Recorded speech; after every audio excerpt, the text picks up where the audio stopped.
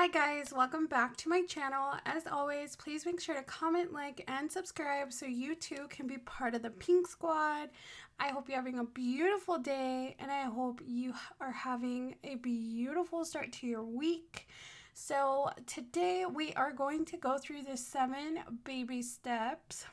Now, this was a video requested by one of our Pink Squad members.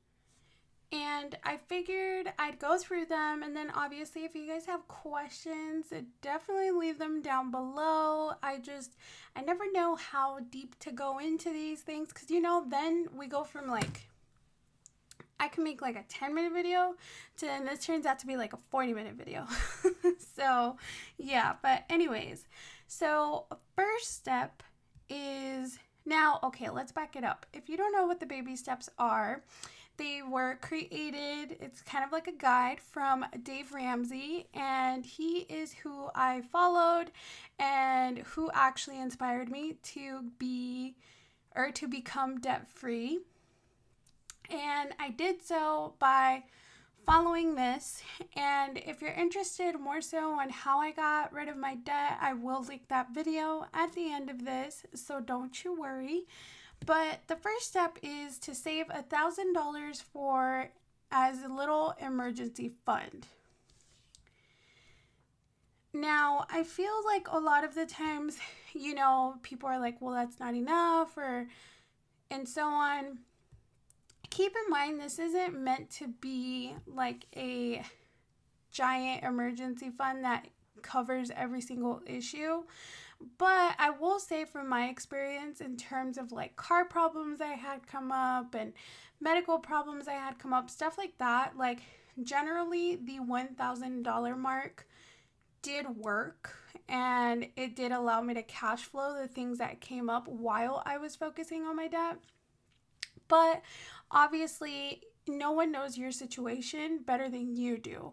So I know a lot of people are like, hey, I have kids, and so on. So that just doesn't feel like a comfortable amount for me. And, I can't tell you you're wrong. I don't have kids, anything like that. So I don't have that to worry about. So yeah, but nonetheless, that is the first step. And honestly, how I took this guide is almost like a starter pack, right? That I've then, I guess, modified and adjusted to meet my life and what I need. Because by no means have I followed everything to a T. But again, no one knows your life better than you do. I would say this is just kind of like surface level guide, and then it's up to you, to take it and do what you see fit. You know what I'm saying? So anywho, step 2 is the debt snowball. It is what I did. It is what I preach by. And that basically means you list all of your debts, smallest to largest, and you tackle the smallest amount to then the final amount. Now, a lot of people argue that it should be the higher interest rate. And personally, why I think this works is because you get more gratification along the way. So if you start with the smaller amounts and you're knocking them out, you almost get excited, it's a way for you to get a buy-in into this. Versus if you start the largest amount, in my eyes, again, I'm not a financial advisor. I'm just here to tell you what I've learned and what I've read. So versus, I feel like if you take the larger amount, that takes longer to get rid of.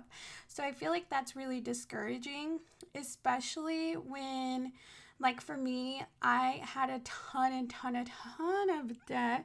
So I needed to see the progress. I liked closing the smaller credit card and being like, boom, did it, goodbye, and so on. So that's the thought behind it.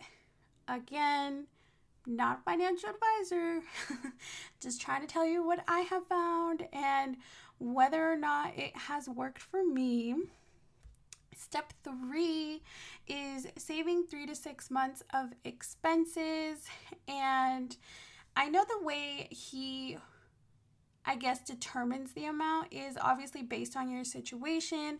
So I've seen a lot of the people that call in that have families or maybe have like illness or stuff like that, they will do gravitates more towards the 6 months because, you know, if something comes up, it's not just them that they're responsible for.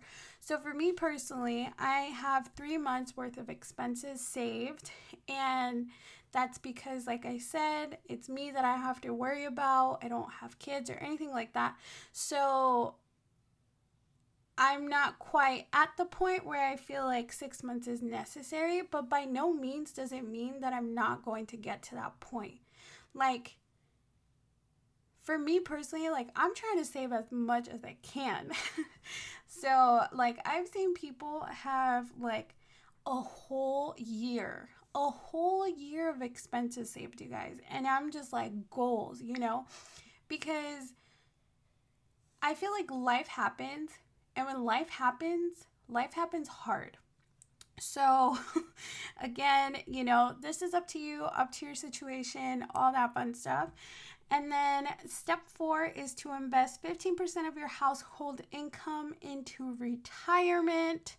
Now, I'm not going to fully dive into this step because there are like suggestions and things that he recommends. So, you know, there are multiple channels, things you can look into on how to invest, where to invest, things like that. I'm not going to cover that because there's a lot to it. And honestly, I'm still learning. So, you know, like I said, I'm not an expert, but I at least like to have lived it, gone through it to tell you on what I'm doing. You know, the most I'm doing is like a 401k, but, you know, this is my like step for the new year is actually investing and putting my money, you know, in things once I've learned. So, step 5 is save for your child's college fund. Now, this is where things change a little bit, right? Because if you don't have kids, what are you going to save for? So at this point, this is where you think of, okay, where are you in your life and what do you want? You don't have a kid. Obviously, it doesn't apply to you. But this would be the step like, are you saving for a new home? Do you want to save to go back to school, start a new career? You know, things like that. This is where like those big things that you want to save for come up, or where you start focusing on, because things like school, houses, like those are expensive. Obviously, he lists this step there, but you know, like I said, this is just the first stepping stone. You know your life better. Step 6, that is where you focus on paying your home early. And that is definitely all my goals, to have a paid off home that I can say no one can take from me. And then step 7 is just building your wealth and giving back. Now, he speaks very much on generosity and all of that fun stuff. And disclaimer, obviously, you know, I don't know him. I listen to his podcast, things like that. But I also listen to a lot of different financial people. Like, I'm not a one resort kind of gal. Like, I like to gather my information, and that's the thing that I always tell you guys to do.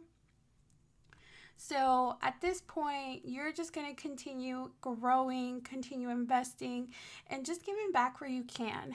So these are the 7 baby steps.